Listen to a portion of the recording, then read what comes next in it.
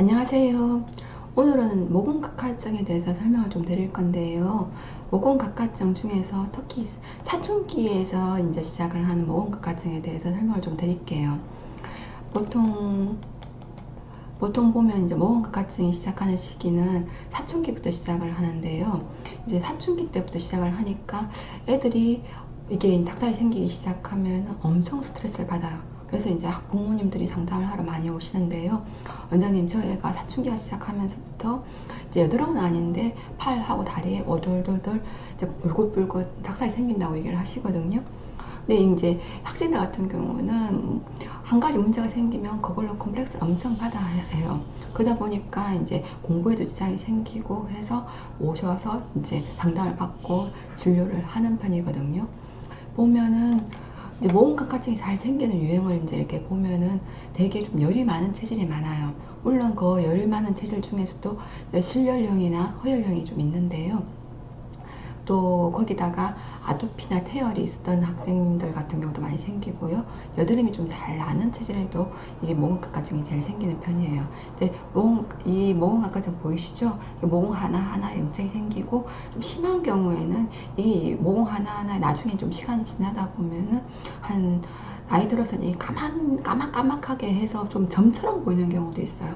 그래서 좀 초기에 이걸 치료를 하시는 게 좋고요. 뭐 어떤 어른들 같은 경우는 간혹 뭐 저절로 나았는데 굳이 이걸 치료할 필요가 있나 이렇게 얘기를 하시는데, 제가 치료를 한 본 케이스 보면은 저절로 낫는 케이스는 100명에 1명 정도, 그런 케이스는 좀 저절로 없어져, 뭐 예전에 있었는데 없어졌어요, 뭐 이렇게 하는 경우도 있는데, 저절로 낫는 것보다는 오히려 심해지는 케이스가 더 많다고 보거든요. 그러므로 좀 치료를 하시는 게 좋고요. 모공각화증은 이제 왜 생기느냐? 모공각화증은 일종의 이제 각질화의 문제라고 생각하시면 돼요. 모공에 쌓인.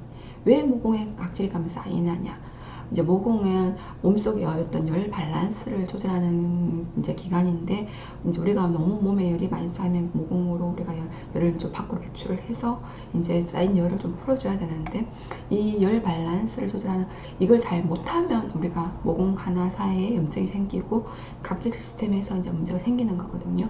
이게 보면 모공각증을 이렇게 확대해 보면은 이런 식으로 좀 처음 초기에는 이렇게 빨갛게 보이고요. 나중에 이렇게 좀 시간이 지나서 보면 이렇게 좀 까만 점처럼 보이는 케이스도 있어요. 그러면 이제 모공각증은 좀 저희가 이렇게 본 케이스로 보면은 좀 열이 많은 체질에서 많이 오는데, 이제 실열형, 좀 약간 좀 실열형 같은 경우는 모공각증도 좀 여드름처럼 이렇게 좀 점도 많고 좀 빨갛게 염증이 좀 심한 케이스예요. 염증이 좀 심한 케이스이기 때문에 좀 본인들 보면은 여드름도 좀 많이 있는 편이고요. 또 여드름도 있는 것뿐만 아니고 좀 체격도 좀 약간 건장한 편. 거기다가 좀 학생들 같은 경우는 좀 애가 어릴 때부터 열이 많았어요. 뭐 그리고 또 보면은 뭐 찬 것만 좋아하시고 열이 많은 체질 같은 경우에 또 보통 이렇게 실열형으로 오는 거고요. 체질상 열이 많아서 이걸 배출을 잘 못하기 때문에 이제 모공에 가부화가 생기면서 또 각질 이제 쌓인 염증 때문에 잘 탈락하지 못해서 염증형 모공이 생기는 케이스라고 보시면 되고요. 허열형, 이제 허열형 같은 경우는 이제 추위도 많이 타는 편이고 피부도 뽀얗고, 또 보면은 이제 모공각화증만 있는 편이 많아요. 그래서 얼굴에 여드름도 없고 피부도 뽀얗고 깨끗한데 팔 다리에 몸통에만 모공각화증이 생기는 케이스가 많거든요. 이건 보면은 뭐 그래서 오히려 이제 더 스트레스 받는 케이스가 좀 있더라고요.